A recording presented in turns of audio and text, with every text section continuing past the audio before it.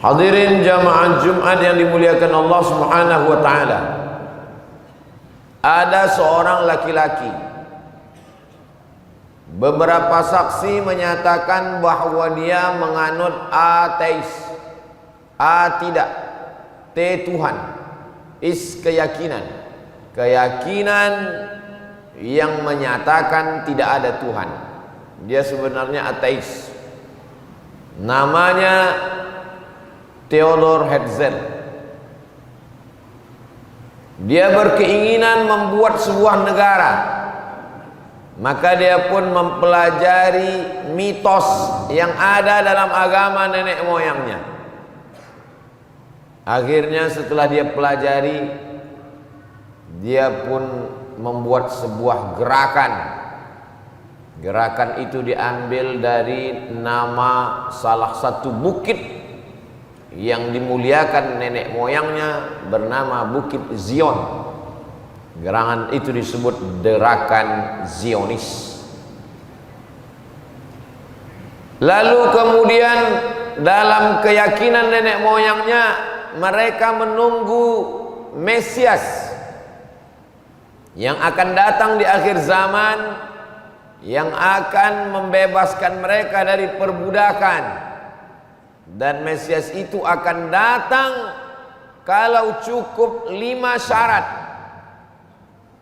Maka dia pun mempersiapkan syarat-syarat itu. Walaupun dia tidak meyakini sama sekali, karena dia ateis, tidak bertuhan. Tapi dia kelola keyakinan ini dengan baik.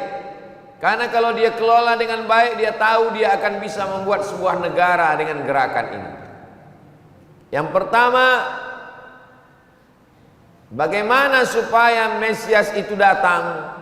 Maka semua Yahudi yang ada di dunia mesti kembali ke Palestina. Akhirnya mereka pun meminta kepada Sultan Abdul Hamid, Kesultanan Turki. Bagaimana Sultan Abdul Hamid? Kami berikan beratus keping emas, tolong berikan Palestina itu ke kami. Sultan Abdul Hamid tidak mau. Kata Sultan Abdul Hamid, yang membebaskannya dulu Umar bin Khattab. Yang membebaskannya dulu adalah Salahuddin Al-Ayyubi. Aku tidak mau menjualnya dengan emas. Lalu gerakan ini sakit hati, dan mereka berhasil menumbangkan Turki Utsmani pada tahun 1924. Setelah hancur pelindung Palestina yang terkuat, akhirnya Palestina di bawah jajahan Inggris. Mereka berhasil melobi penjajah laknatullah alaihim bernama Inggris. Gara-gara Inggris lah kita berpisah kerajaan-kerajaan Melayu yang ada di Semenanjung dan yang ada di seberang Sumatera dan Kalimantan. Mereka dengan kapal lautnya membelah bahtera sampai ke Nusantara, mengambil hasil alam kita, mengadu domba kita.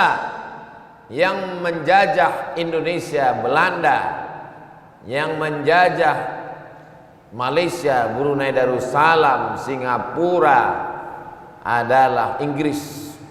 Yang menjajah Libya adalah Itali, Mussolini namanya. Yang menjajah Maroko, Aljazair dan Tunisia adalah Prancis. Mereka negara-negara kafir yang menghancurkan negeri-negeri Islam, mengeksploitasi alam, memperbudak. Lalu kemudian dosa terbesar Inggris adalah memberikan Palestina kepada Zionis. Maka sejak tahun 1946, 20 tahun, maka ada teori yang menyebut teori 20 tahun. Teori 20 tahun terjadi di beberapa negeri. Pada tahun 1948, revolusi musuh komunis gagal. 1948 mereka lanjutkan 1966. Teori 20 tahun selalu berulang. 1924 mereka berhasil menggulingkan Turki Utsmani. 1946 mereka berhasil merebut Palestina melalui tangan Inggris. Lalu kemudian mereka pun berduyun-duyun datang ke Palestina. Awalnya sebagai suaka politik, mengaku tertindas, disembelih oleh Hitler Nazi di Jerman. Pada akhirnya mereka mendapatkan belas kasih manusia, dan yang paling menerima mereka di dunia adalah orang Palestina. Apa yang terjadi? Mereka membalas kebaikan orang Palestina dengan penjajahan. 1946 mereka diterima, 1948 mereka mulai menjajah, dan hari ini mereka berkumpul 5 juta orang Yahudi sudah berkumpul di Palestina. Bahkan di dalam Google Map tidak ada lagi nama Palestina, yang ada tinggal nama Israel. Langkah pertama berhasil. Langkah pertama, kumpulkanlah orang-orang Yahudi dari seluruh dunia di Palestina. Apa langkah kedua? Langkah kedua, hancurkan Babel. Karena Raja Babel dulu yang memperbudak Yahudi. Raja Babel itu bernama Nebukadnezar. Babel itu sekarang adalah Irak. Maka siapapun penguasa mereka selalu menghantam Irak. Seluruh presiden-presiden Amerika ketika dia berkuasa, yang pertama kali dihantam adalah Irak. Kenapa Irak? Dulu katanya ada senjata pemusnah massal, maka Saddam Hussein harus digantung. Setelah digantung meninggal. Ternyata pemusnah massal tak pernah tampak sampai hari ini. Apa sebenarnya yang terjadi? Maka kata Syekh Profesor Dr. Fargallah dari Al-Azhar Kairo Mesir, salah satu alasan mereka selalu menghantam Irak karena sakit hati Yahudi. Nenek moyang mereka dibantai oleh Raja Irak. Maka menurut keyakinan mitos mereka, ada satu ilmu namanya ilmu mitologi. Ilmu mitologi mengkaji tentang mitos-mitos agama Yahudi, bahwa mereka meyakini kalau mau Mesias datang, maka seranglah Irak. Irak sudah hancur berkeping. Umat Islam tercerai-berai, dipecah dengan Sunni dan Syiah dan lain sebagainya. 2 langkah sudah. Langkah mengembalikan Yahudi ke Palestina sudah. Langkah menghancurkan Irak sudah. Langkah yang ketiga, memperbanyak menanam pohon gharqad. La tuqatilunnal yahud, la taqtulunnal yahud. Kata Nabi sallallahu alaihi wasallam, kamu nanti di akhir zaman akan membunuh orang Yahudi. Dan semua akan berpihak kepada kamu. Sampai-sampai batu akan berkata, ya Abdullah, ya Muslim, hadza Yahudi khalfi faqtulhu. Wahai Muslim, wahai hamba Allah, ini di belakangku ada satu orang Yahudi bersembunyi, bunuh dia. Sedangkan batu saja berbicara, apalagi manusia. Semua membenci Yahudi. Tapi ada satu pohon mereka, kata Nabi, pohon mereka tidak akan melawan. Pohon mereka akan membela Yahudi. 14 abad yang lalu Nabi sudah berkata, pohon itu bernama pohon gharqad. Dan hari ini mereka menanam pohon gharqad sebanyak-banyak, ratusan jutaan ribu pohon gharqad ditanam di Palestina. Karena menurut keyakinan mereka, dengan ditanamnya pohon itu, maka akan turunlah Mesias yang mereka nanti-nantikan di akhir zaman. 3 langkah sudah dilakukan. Berikutnya langkah yang keempat. Apa langkah yang keempat? Inilah sekarang yang sedang mereka lakukan. Langkah yang keempat, bunuhlah anak-anak Palestina. Semakin banyak anak-anak yang mati, semakin banyak darah yang mengalir, semakin banyak korban, itu akan mengundang semakin cepat turunnya Mesias. Orang yang tidak mengerti membingungkan. Di mana-mana yang namanya rumah sakit, dokter, wartawan tidak boleh dibunuh. Kesepakatan PBB, perjanjian Jenewa, insan pers, insan medis, anak-anak bukan objek perang. Kenapa rumah sakit dibantai? Karena di rumah sakit paling banyak anak-anak yang baru lahir. Kenapa anak-anak dibunuh? Ajaran apa di dunia ini yang membolehkan membunuh anak-anak? Ajaran mitos Zionis. Karena bagi mereka semakin banyak anak yang mati, semakin banyak darah yang ditumpahkan, semakin tinggi jeritan, semakin cepat Mesias itu datang. Langkah 4 sudah dilaksanakan. Langkah yang terakhir, apa lagi yang mesti dilakukan? Langkah yang terakhir sedang dalam proses dan akan mereka laksanakan.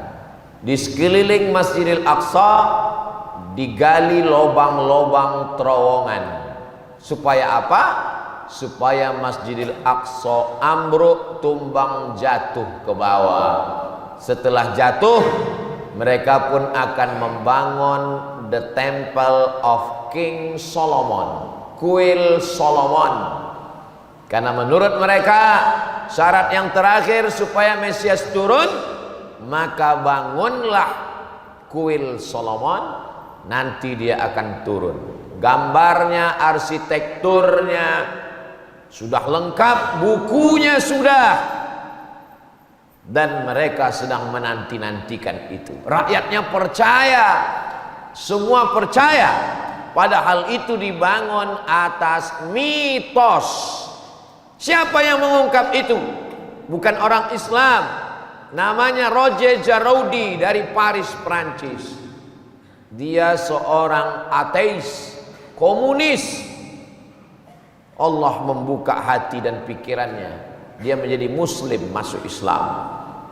Lalu dia tulis buku Israel membangun negara berdasarkan mitos. Pemerintah Prancis menangkapnya dan menjebloskannya ke penjara atas bisikan Israel. Begitulah al-kufru millatun wahidah. Orang kafir seragam serentak, berbeda bahasa agamanya, berbeda, tapi ketika menghantam Islam, cerita lama berulang kembali. Bukankah pada zaman Nabi mereka berkoalisi dengan Yahudi, munafik, musyrik? Perang itu disebut dengan perang Ahzab. Ahzab, koalisi partai-partai, partai kafir, partai munafik, partai Yahudi berkumpul. Akhir zaman adalah masa penyaringan, fit and proper test, terang benderang di mata bahwa Israel salah, tapi tetap ada yang membela. Manusia yang tidak belajar sejarah bingung, ada apa ini? Orang yang belajar hadis-hadis Nabi dia tahu ini memang masa penyaringan. Di akhir zaman Allah mau menunjukkan mana pengikut kebenaran, mana yang berpihak kepada kebatilan, terang seterang matahari di tengah panas terik. Tinggal lagi kita menyampaikan ke anak-anak kita, ke anak muda kita, kepada pemimpin yang takut kepada Allah Subhanahu wa ta'ala. Kalau punya kekuasaan, pakai kekuasaan menolong Palestina. Tidak punya kekuasaan, suarakan melalui postingan-postingan. Di ban 1 account, buat 1000 account. Dihancurkan 1 simbol, buat 1 juta simbol. karena kita memerlukan keberpihakan di akhir zaman. Tidak sanggup datang berperang, bantu dengan ekonomi, donasi melalui saluran yang resmi, dompet duafa, badan amil zakat nasional, dilepas oleh presiden. Negara yang mengirimkan bantuan dari umat akan sampai kepada umat Nabi Muhammad sallallahu alaihi wasallam. Bila ada tablik akbar, datang bawa anak, keluarga, sahabat, jiran, tetangga, bangkitkan kesadaran umat. Mereka membangun negara berdasarkan mitos, bohong, dongeng. Kenapa kita yang punya kebenaran tidak memperjuangkan?